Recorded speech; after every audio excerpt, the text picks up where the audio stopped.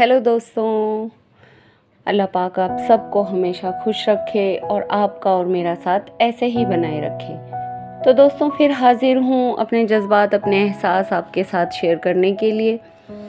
दोस्तों आज मैंने जिस टॉपिक पर लिखा है ना, मतलब जैसे हम ये बोलते हैं कि सिक्के के दो पहलू होते हैं, मतलब हर चीज़ को एक तरफा नहीं देखना चाहिए, दोनों तरफ से उसको देखना चाहिए। मतलब किसी भी चीज़ के दो पहलू होते ही हैं, वो चीज़ अच्छी भी होती है और बुरी भी होती है। अब ये हमारे ऊपर डिपेंड करता है कि हम किस पहलू को चुनते हैं। तो दोस्तों आज जो मैंने लिखा है ना, मैंने लिखा है कि मैंने ना तलाक के ऊपर लिखा है। तलाक एक ऐसा मुद्दा है, मतलब अब तक की मेरी ज़िंदगी में मैंने किसी को भी ये नहीं कहते हुए या बोलते हुए सुना या कहीं लिखा कि ये इसका एक अच्छा पहलू भी है।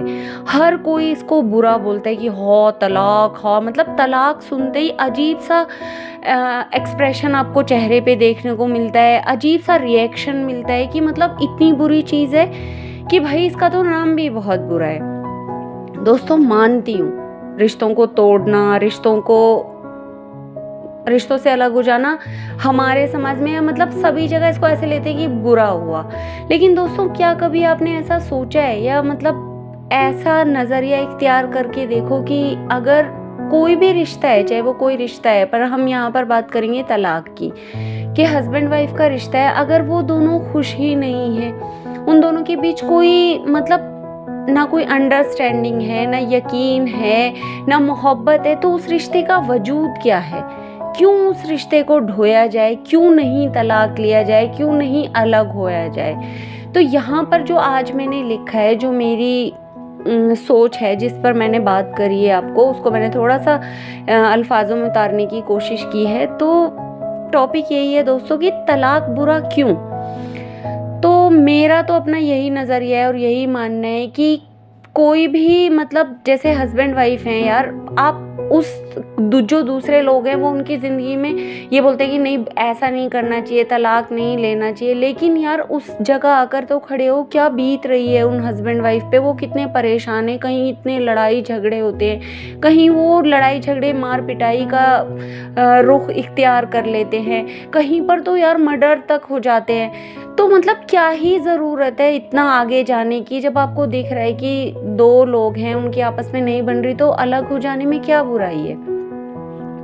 तो मुख्तसर सी बात यह है दोस्तों कि मेरा मानना जो है कि तलाक बुरा क्यों हम ऐसा सोचते हैं, तो मैंने उसके बारे में लिखा है। चलिए दोस्तों सुनते हैं। टॉपिक थोड़ा गंभीर सा है पर बात करनी भी ज़रूरी थी। एटलीस्ट यार आप लोग मेरे जज्बात, मेरे एहसास को समझते हो, सुनते हो, तो मुझे अच्छा लगता है। वरना ना तो किसी के पास वक्त है और ना कोई समझना चाहता है, सब अपनी अपनी में उलझे हुए हैं। तो चलिए दोस्तों सुनते हैं, तलाक बुरा क्यों। खुद को तकलीफ से निकालना, खुद को खुश रखने की कोशिशें करना, खुद को तकलीफ से निकालना और खुद को खुश रखने की कोशिशें करना। अगर ना हो गुंजाइश दिलों में एक दूसरे के लिए, अगर ना हो गुंजाइश दिलों में एक दूसरे के लिए, फिर एक दूसरे का दिलों से उतर जाना, फिर एक दूसरे का दिलों से उतर जाना। ना यकीन ही बाकी हो और ना एहसास का भी एहसास हो, ना यकीन ही बाकी हो और ना एहसास का भी एहसास हो। ना गुफ्तगू हो ना तन्हाइयों में साथ हो, ना गुफ्तगू हो ना तन्हाइयों में साथ हो। सिर्फ एक दूसरे का इस्तेमाल हो, सिर्फ एक दूसरे का इस्तेमाल हो। तब अगर तलाक हो तो तलाक बुरा क्यों, तब अगर तलाक हो तो तलाक बुरा क्यों। कोई आकर न देखे तुमको कि तुम किस हाल में हो, कोई आकर न देखे तुमको कि तुम किस हाल में हो। कोई सुनता भी न हो तुम्हारे दर्द को, कोई सुनता भी न हो तुम्हारे दर्द को, कोई महसूस भी न करता हो तुम्हारी तकलीफ को, कोई महसूस भी न करता हो तुम्हारी तकलीफ को। कोई सुनता भी ना हो तुम्हारे दर्द को और कोई महसूस भी ना करता हो तुम्हारे एहसास को। कुछ चंद अपने लोग, अपने रिश्ते जो तुमको याद करते हैं, कुछ चंद ही लोग जो तुम्हारे अपने या जो तुम्हारे रिश्तों में होते हैं वो तुमको याद करते हैं। फिर यही सब लोग या यही चंद लोग क्यों तुमसे फरियाद करते हैं? अरे नहीं सहा जाता, दिन रात तड़पते हैं, कोई इस तड़प से हटे तो वो गुनहगार क्यों? अरे नहीं सहा जाता, दिन रात तड़पते हैं, अगर हम इस तड़प से हटें या कोई इस तड़प से हटे तो वो गुनहगार क्यों? ऐसे हों हालात तो तलाक बुरा क्यों? ऐसे हों हालात तो तलाक बुरा क्यों? किसने दे दिया तुमको हमारी जिंदगी का इख्तियार? किसने दे दिया तुमको हमारी जिंदगी का इख्तियार? क्यों फैसला हमें हमारा लेने नहीं देते? क्यों फैसला हमें हमारा लेने नहीं देते? क्यों हमें इस माहौल से तुम खींच नहीं लेते? क्यों हमें इस माहौल से तुम खींच नहीं लेते? और अगर हम खुद बाहर आएं तो तुमको लगता बुरा क्यों? और अगर हम खुद बाहर आएं तो तुमको लगता है बुरा क्यों? ऐसे हों हालात तो तलाक बुरा क्यों? ऐसे हों हालात तो तलाक बुरा क्यों? किसने कह दिया कि पूरी उम्र निभाना है? किसने कह दिया कि पूरी उम्र निभाना है? छोटी सी जिंदगी है, हमें भी मुस्कुराना है। छोटी सी जिंदगी है, हमें भी मुस्कुराना है।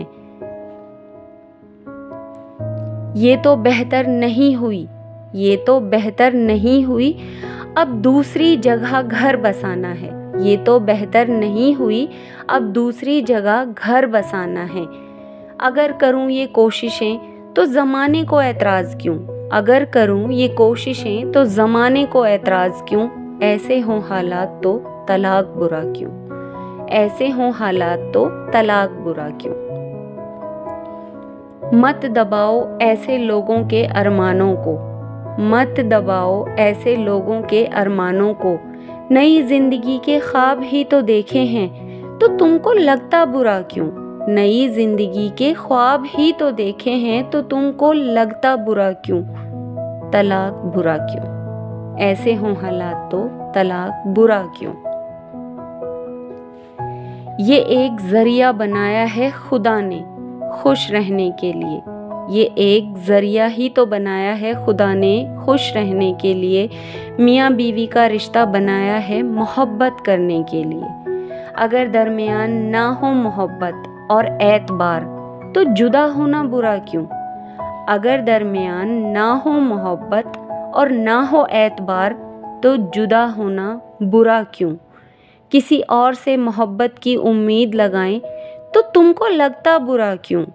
ऐसे हों हालात तो तलाक बुरा क्यों? तलाक के नज़रिए को बदल कर तो देखो, तलाक के नज़रिए को बदल कर तो देखो, तलाक के मायनों को समझ कर तो देखो। अगर खुदा ना बनाता तलाक को ज़रिया तो कितनी ज़िंदगियां तबाह हो जाती। दिलों में नफ़रतें मियाँ बीवी के लिए कितनी बढ़ जाती। नफ़रतें इंतकाम का आगाज़ बन जाती हैं। नफ़रतें इंतकाम का आगाज़ बन जाती हैं। इस तरह के हालातों में न जाने कितनी बहन बेटियां, इस तरह के हालातों में न जाने कितनी बहन बेटियां जीते जी मर जाती हैं। सबको बुरा लगता है, सबको बुरा लगता है इन हालात से बाहर निकलना। सबको बुरा लगता है इन हालात से बुरा निकलना। दोस्तों ऐसे हों हालात तो तलाक बुरा क्यों? दोस्तों ऐसे हों हालात तो तलाक बुरा क्यों? कभी हालातों को, कभी मजबूरियों को, तो कभी औलाद का, कभी रिश्तेदारों का देकर वास्ता मियाँ बीवी को ऐसे रिश्ते में बांधना बहुत बुरा है। मियाँ बीवी को ऐसे रिश्तों में बांधना बहुत बुरा है। दोस्तों यहाँ पर ना ये एक टॉपिक ना बहुत गंभीर टॉपिक है, बहुत ही गहरा टॉपिक है, जिसको पता है हम सब इग्नोर करते चले आ रहे हैं। है ना। अगर किसी के बीच में यार नहीं बन रही है, अंडरस्टैंडिंग नहीं है, तो कभी उसको औलाद का वास्ता देकर, कभी उसको समाज का वास्ता देकर, कभी उसको इज्जत का वास्ता देकर, मतलब चाहे वो हस्बैंड है चाहे वाइफ है, हर किसी को ना मतलब समझौते के लिए खड़ा कर दिया जाता है कि समझौता कर लो, समझौता कर लो। यार एक बारी को सोचो ना, अगर कोई समझौता नहीं करना चाह रहा, नहीं है उसके दिल में गुंजाइश, तो उस समझौते का क्या ही वजूद है। क्यों किसी दूसरे के लिए या किसी के भी लिए उन दो हस्बैंड वाइफ की तुम जिंदगी तबाह कर देते हो। मतलब हमारे समाज में ना ये देखा गया, ऐसा होता है। तो मैं मतलब मेरा जो नज़रिया था, मैंने ये सोचा और अपने ही विचार रखे कि यार मतलब इतना भी बुरा नहीं है। क्या मतलब क्या हो जाएगा अगर हम एक नई ज़िंदगी की शुरुआत कर लेंगे। ये ज़िंदगी जब हमने इसको बहुत वक्त दे दिया, बहुत टाइम दे दिया, सब कुछ देख लिया, समझ लिया, नहीं बेटर हो रही ना, हमारे मतलब जो हस्बैंड वाइफ होते हैं अगर उनके बीच में प्यार मोहब्बत या अंडरस्टैंडिंग नहीं है, तो मतलब क्यों बुरा लगता है सबको अगर वो अलग हो जाते हैं। इसको क्यों इतना बुरा मानते हैं। तो यहाँ सिर्फ मैंने आपके साथ अपने जो विचार थे वो मैंने शेयर करे। और आप सब भी यार कमेंट्स में ना ज़रूर बताना कि इस टॉपिक पर आपका नज़रिया क्या है, या आप कैसा सोचते हो इस टॉपिक के बारे में। ये कोई मेरी या आपकी, मैं किसी की पर्सनल लाइफ के बारे में बात नहीं कर रही हूँ, ओवरऑल एक मुद्दे के बारे में बात कर रही हूँ कि ये जो टॉपिक है, आप इस टॉपिक को कैसे लेते हो, कैसे समझते हो। तो कमेंट्स में ज़रूर बताना दोस्तों कि आपकी राय क्या है इस टॉपिक के ऊपर। ओके दोस्तों, और आप सबका दिल से बहुत सारा शुक्रिया मुझे सुनने के लिए, अपना वक्त देने के लिए। सच में मुझे बहुत अच्छा लगता है अगर 4 लोग भी मेरी बात सुनते हैं तो दोस्तों फिर मिलते हैं एक नई वीडियो में एक नए टॉपिक के साथ। तब तक के लिए बाय।